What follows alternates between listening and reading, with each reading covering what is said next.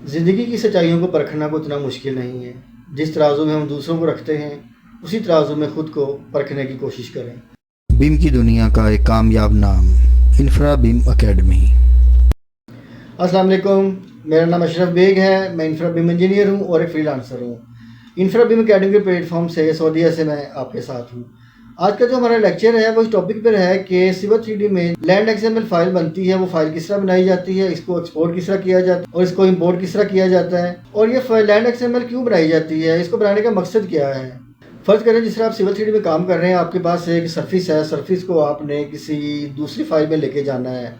यानी एक फ़ाइल में आपने इसके रोड डिज़ाइन किए हुए हैं, एक फ़ाइल में इसकी प्लॉटिंग डिज़ाइन की हुई है, या किसी फ़ाइल में आपने इसके लैंडस्केप डिज़ाइन किए हुए हैं। तो वो तीनों फ़ाइल हमारे पास अलग अलग पड़ी हुई हैं। इन तीनों फाइल्स को हम इकट्ठा किस तरह कर सकते हैं, यानी आप ये कह सकते हैं कि एक इंजीनियर ने इसकी सर्फिस बनाई है और एक इंजीनियर ने इसकी रोड की सर्फिस की है और एक लैंडस्केप इंजीनियर है जिसने अपने लैंडस्केप का डिज़ाइन किया हुआ है। इन तीनों सर्फिस को हम कंबाइन करना चाहते हैं, तो हम वो कंबाइन किस तरह करेंगे। उसके लिए हम लोग लैंड एक्सएमएल फाइल यूज़ करते हैं, यानी जो हमने काम किया होता है उसी काम को हम लैंड एक्सएमएल फाइल में कन्वर्ट करके दूसरी नई फाइल में हम उसको इंसर्ट कर लेते हैं। इसमें चाहे कितने ही इंजीनियर्स ने काम किया हो, तो सब इंजीनियर्स को काम को कंबाइन करने के लिए, एक जगह पे इकट्ठा करने के लिए हम लैंड एक्सएमएल फाइल यूज़ करते हैं। जिस तरह के ऑटोकैड में या सिविल 3D में भी हम लोग डब्ल्यू ब्लॉक यूज़ करते हैं कि हमने कोई एक स्पेशल पार्ट है वो किसी और फाइल में लेके जाना है, तो हम इसको कॉपी पेस्ट करने की बजाय हम उसके डब्ल्यू ब्लॉक बना लेते हैं। इसी तरह लैंड एक्सएमएल हम यूज़ करते हैं कि हमने एक फ़ाइल में काम किया है, इसी सेम काम को उठा के हम किसी दूसरी फाइल में लेके जाना चाह रहे हैं, तो उसी फाइल को हम लैंड एक्सएमएल में कन्वर्ट करते हैं और फिर वहाँ पे उसको इंसर्ट कर लेते हैं। यानी पहले हम इसको एक्सपोर्ट करते हैं, बाद में इसको इंपोर्ट कर लेते हैं। अभी ये पूरा एक प्रैक्टिकल मैं आपको करके दिखाऊंगा, फिर आपको ज़रा ज़्यादा अच्छे तरीके से समझ आ जाएगी। अभी इसका थोड़ा सा इंट्रो मैंने आपको बताया है कि लैंड एक्सएमएल क्या चीज़ है और हम इसको किस तरह यूज़ करते हैं और इसको बनाने का मकसद क्या होता है। तो चलिए दोस्तों, हम लोग सीखते हैं कि सिविल 3D में लैंड एक्सएमएल फाइल किस तरह बनती है और इसको एक्सपोर्ट और इंपोर्ट किस तरह किया जाता है। जी दोस्तों, ये देखेंगे मेरे पास एक सर्फिस बनी हुई है। ये एक पार्ट है सर्फिस का। अगर हम इसको थोड़ा पैन करके देखें या जूम करके देखें तो हमें एक सर्फिस नज़र आ रही है। इसका स्टाइल अगर चेंज करके देखें तो इसको पे मैंने क्लिक किया और साथ में राइट क्लिक किया। राइट क्लिक करने के बाद ये यहाँ पे आ रहा है सर्फिस प्रॉपर्टीज़ में गए। सर्फिस प्रॉपर्टीज़ में जाके मैंने इसका स्टाइल चेंज किया। ये स्टाइल मैंने पहले बना के रखे हुए हैं, आप भी इसको स्टाइल को अपनी मर्ज़ी के मुताबिक बना के रख सकते हैं।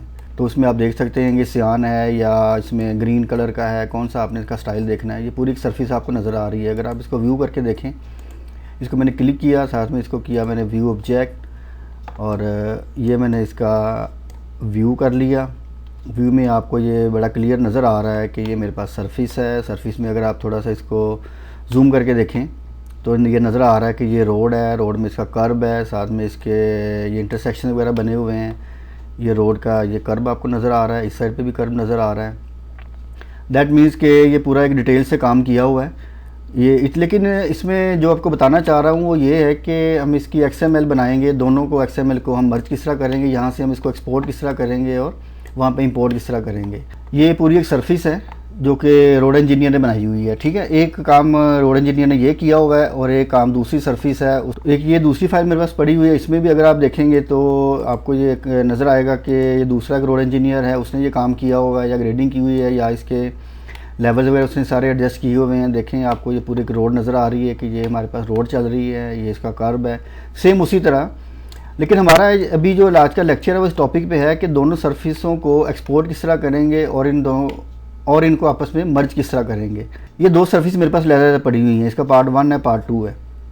तो चलते हैं इसके XML की तरफ। ये सर्फिस है, इसको पहले मैं इसका नाम चेक करूँगा। इसका नाम क्या है सर्फिस का, यहाँ पे इसका नाम शो कर रहा है कि ये सर्फिस इसकी ये है जी, फिनिश ग्रेड, ठीक है। ये लेफ़्ट पे अगर आप देखेंगे तो ये आपको प्रोस्पेक्टर नज़र आ रहा है, सेटिंग नज़र आ रही है। ये प्रोस्पेक्टर पे आए, प्रोस्पेक्टर पे ये देखें यहाँ पे है लिखा हुआ है सर्फिस। सर्फिस के ऊपर प्लस का साइन बना हुआ है, इसको मैंने क्लिक किया, ये सर्फिस का नाम आ गया। जो सर्फिस का नाम हमने इसका रखा हुआ है, ये सर्फिस का नाम आ गया। इस पर मैंने राइट क्लिक किया और यहाँ पे बॉटम पे देखें, यहाँ पे लिखा आ रहा है एक्सपोर्ट लैंड XML। इसको मैंने क्लिक किया। लैंड XML को क्लिक करने के बाद मैंने इसको कर दिया ओके। अब वो पूछ रहा है कि इसको बताएं जी आपने इसको सेव कहाँ पे करना है। इसको सेव करने के लिए मैं इसको यहाँ पे क्लिक करूँगा, फिर मैं इसके सिर्फ आपको समझाने के लिए यहाँ पे डेस्कटॉप पे चला जाता हूँ। डेस्कटॉप पे जाके मैं इसका एक फ़ोल्डर बना लेता हूँ। अगर आप यहाँ से बनाना चाहें तो इधर से बना लें, नहीं तो तो इसको कैंसिल करें। यहाँ से कैंसिल करने के बाद इसके डेस्कटॉप पे चले जाएं। यहाँ पे आके आप इसको एक इसका नया फ़ोल्डर बना लें। यहाँ पे न्यू, इसको मैंने कर दिया न्यू फोल्डर। इसका कोई भी आप नाम दे दें, सिर्फ आपको बताने के लिए मैं इसका नाम रख लेता हूँ सरफेस। ठीक है जी, ये मैंने इसका नाम रख लिया। दोबारा से मैं इसमें आया, सिविल 3D मैंने ओपन किया दोबारा से, तो वापस यहाँ पे आए तो इसी तरह प्रॉस्पेक्टर में गए, यहाँ पे आया सरफेस। सरफेस में ये मैंने इसका नाम पहले रखा हुआ है सरफेस का।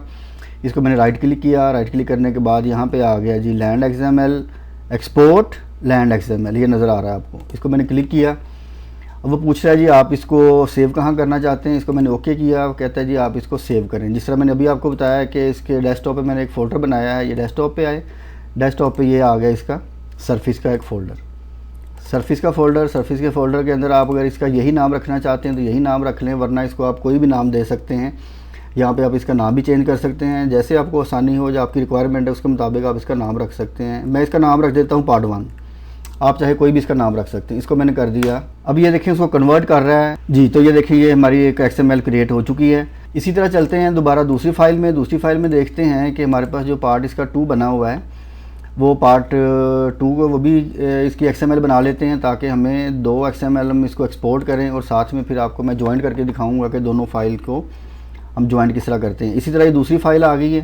पहले वाली हमारी ये फाइल थी जो मैंने अभी आपको दिखाई, जिसकी XML बनाई है, और ये पार्ट 2 है इसका। ठीक है, दोबारा से हम इसी तरह आए यहाँ पे प्रॉस्पेक्टर में। प्रॉस्पेक्टर में हम ये आए सरफेस पे। सरफेस को मैंने क्लिक किया, ये सरफेस का नाम है। इसको मैंने राइट क्लिक किया। राइट क्लिक करने के बाद आप यहाँ पे देख रहे हैं, यहाँ पे आ रहा है एक्सपोर्ट लैंड XML। ये सेम वही प्रोसेस दोबारा से रिपीट करेंगे, एक्सपोर्ट टू लैंड XML। इसको मैंने ओके कर दिया। ओके करने के बाद वो पूछ रहा है कि आप बताएं कहाँ पे सेव करना है, वो डायरेक्ट वहाँ पे ले आया। पार्ट 2 हम इसको रख लेते हैं। इसका नाम मैंने पार्ट 1 रखा था, इसका पार्ट 2 रख लेते हैं। इसको मैंने कर दिया पार्ट 2।